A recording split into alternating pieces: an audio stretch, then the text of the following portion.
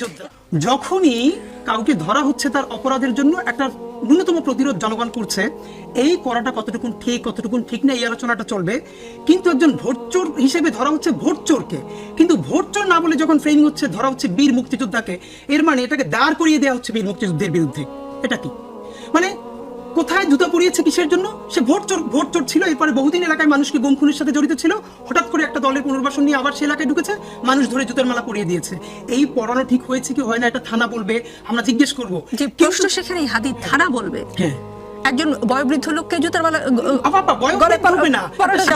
5ই আগস্টে অনেকে এই কারণে 5ই আগস্টের সময় পাশে ছিল। বয়োবৃদ্ধকে জুতা পরানো যাবে না, মানে একজন শিশুকে পরানো যাবে, কিশোরকে পরানো যাবে না, মানে কাউকে পরানো যাবে না। দ্যাট ইজ দ্য হ্যাঁ। ফ্যাক্ট। আমি যখনই বলছি একজন শিক্ষককে কি এটা বলা যাবে, মানে যিনি শিক্ষক নন তাকে কি বলা যাবে? তাহলে এখানে তো আওয়ামী লীগের যেই পার্সেন্ট ভোটটা আছে, আপনি কি কোনোদিন সাগরে ফেলাই দিতে পারবেন? কিচ্ছু করতে পারবেন না। আমাদের প্রশ্ন